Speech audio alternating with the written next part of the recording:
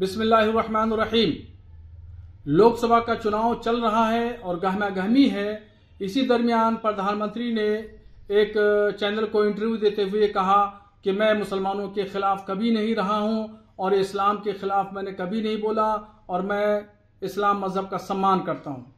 और कल बनारस में उन्होंने अपना नॉमिनेशन कराने के बाद ये बात कही कि मेरे मुसलमानों से अच्छे रिश्ते हैं, मेरा घर के आसपास में मुसलमान रहते हैं, ईद की सवैयां मेरे घर आती हैं और मुहर्रम के जब ताजिए निकलते हैं तो उस ताजियों के नीचे मैं कई बार निकला हूं और मेरे रिश्ते मुसलमानों से बहुत अच्छे हैं और मैं पूरे अपने जीवन में मुसलमानों से अच्छे रिश्ते रखना चाहता हूं।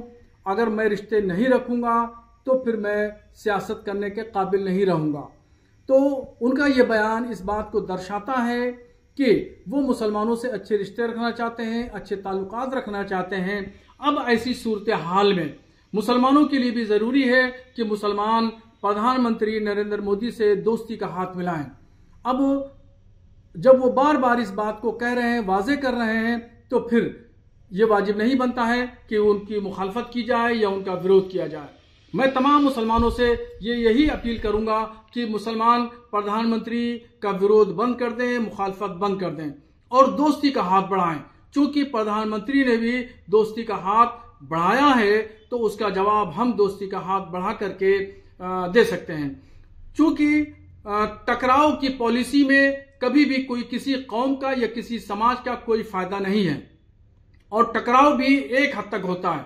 मुसलसल किसी से टकराव फायदेमंद नहीं साबित हुआ है, चाहे किसी बड़ी शख्सियत से टकराव हो या किसी छोटी शख्सियत से टकराव हो, उसमें कौम का और समाज का नुकसान होता है। तो इस टकराव की पॉलिसी भी खत्म करना होगी ताकि हिंदू मुसलमानों के दरमियान जो नफरत फैली हुई है, इस नफरत को हम प्यार की, मोहब्बत की धारा में हम इसको बदल दें। यही इस वक्त हमारे देश की आवाज भी है और लोगों की सोच भी है। ऐसे ही टकराव की पॉलिसी को खत्म करने के बाद ही खुशहाली आएगी और जो एक माहौल है, तनाव का माहौल, उस तनाव के माहौल को खत्म किया जा सकता है।